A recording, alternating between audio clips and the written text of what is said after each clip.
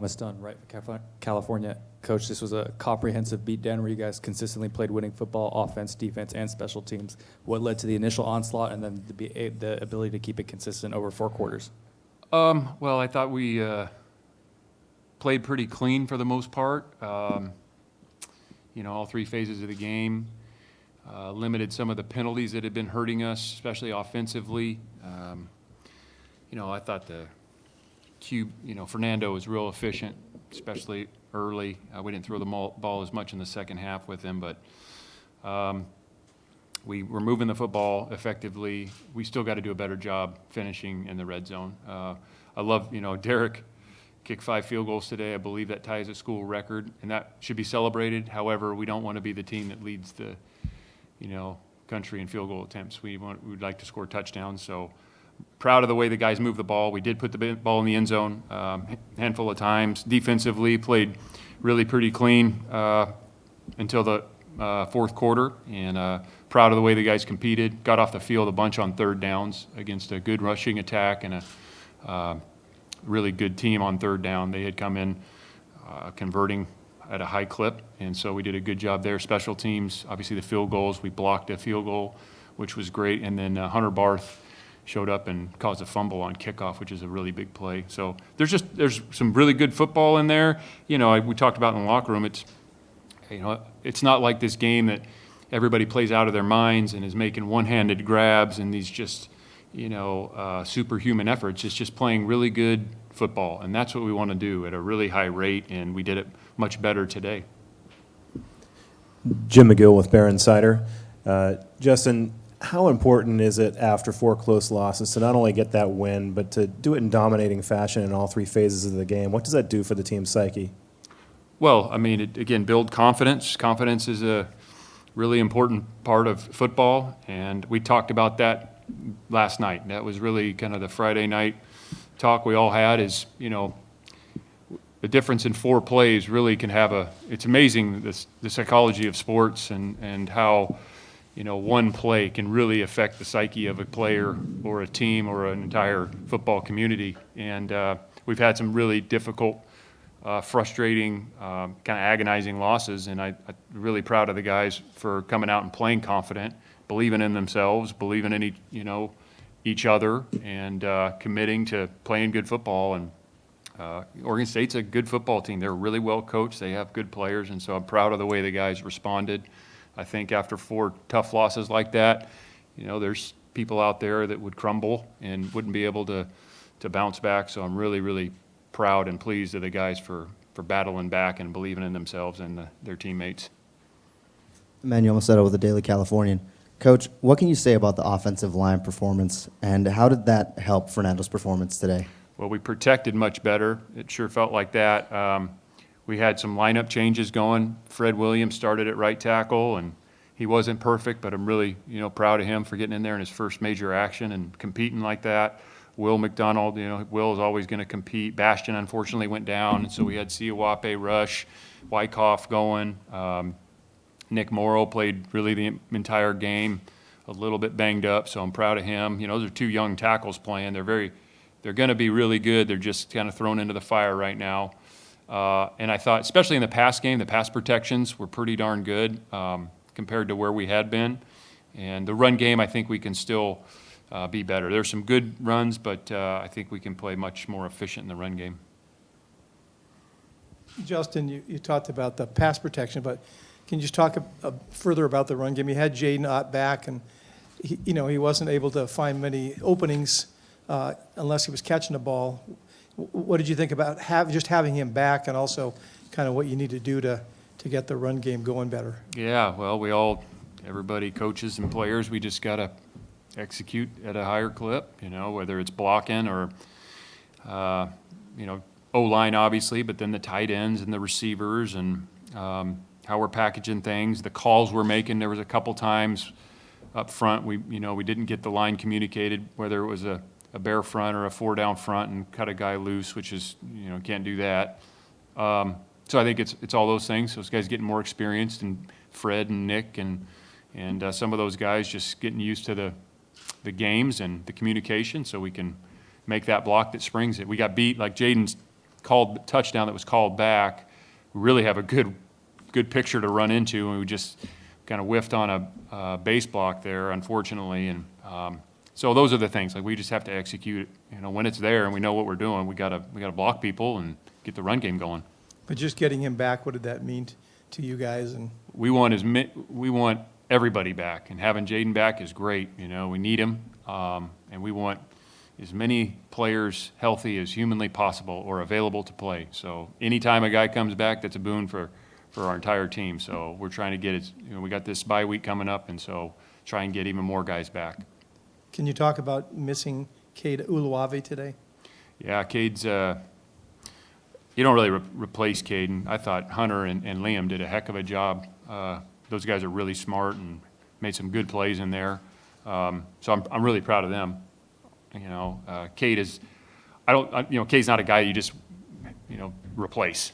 He's a very special talent and plays really good football. And I know he was really wants to play. He was not able. They were not going to let him play. The doctors. So he all signs are pointing to him being back, which I know he wants to be back. And those other guys, it was great to see them step up in his absence.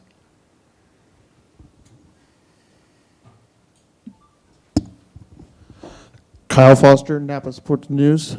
Can you talk a little bit more about that first touchdown? Was that an off-the-whim type of thing with Mendoza catching that lateral? Was that something that... It's exactly how we practice that.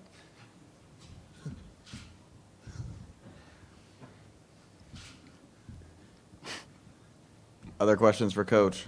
Right here in the front. Jake Kurtz, what were you thinking on that? I mean, are you glad that he tried to lateral that, or is that something you'd prefer he not do? Yeah. Okay, we didn't plan that. Yeah. Here's the deal. We don't coach that.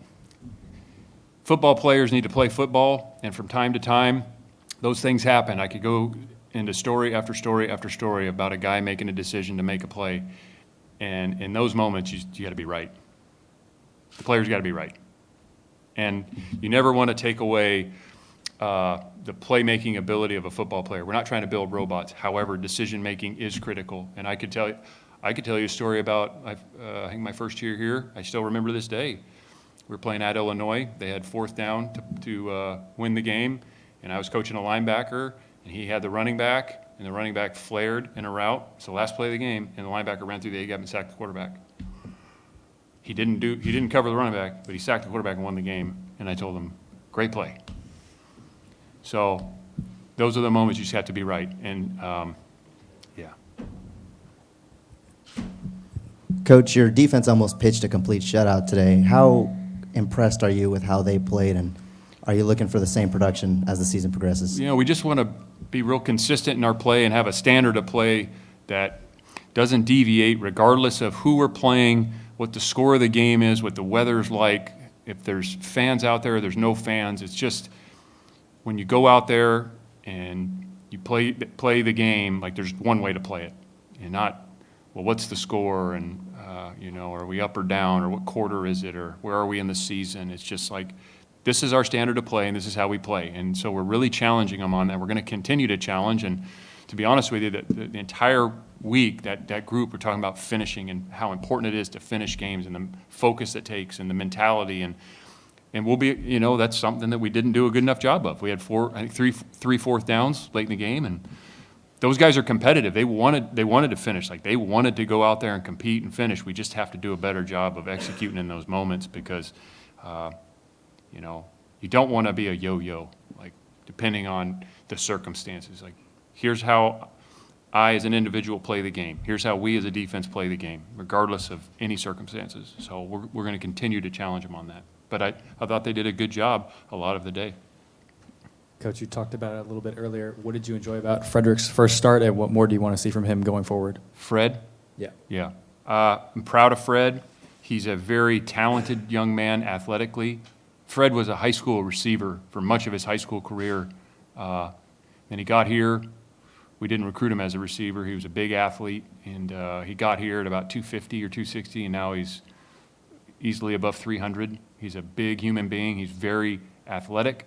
He's learning a lot about football.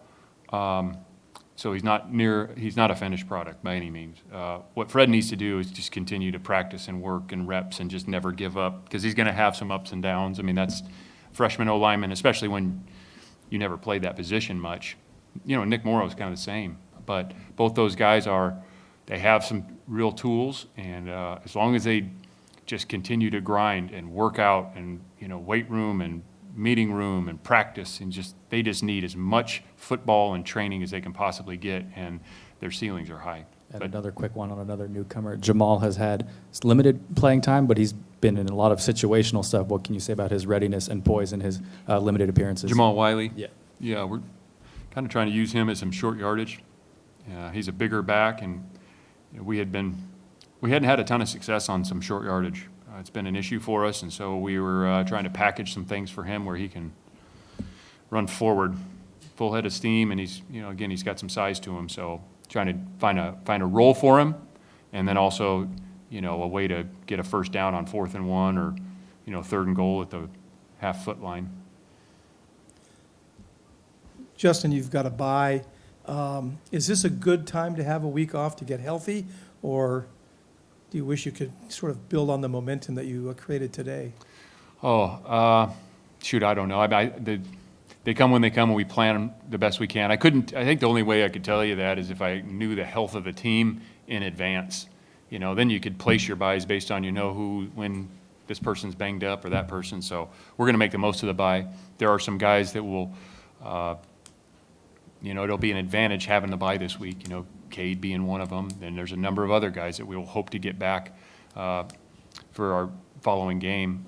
So we'll make the most of the bye. And it's not a week off. I mean, nobody goes on vacation. It's a time to, you know, continue to work, emphasize things technique-wise, scheme-wise. Some players who are not getting as many reps, but even the high rep guys, like we're working on things. It's not like they just even, you know, Craig Woodson's not coming in and sitting down for 5 days. He's going to come in and have a few things, and we'll manage his workload to make sure he's ready to go for the final stretch. But everybody's getting better in the bye week. Will your schedule for the week be sort of this first week the same as it normally is? Monday to Friday. Yep. All right, thanks, Coach. Thank you.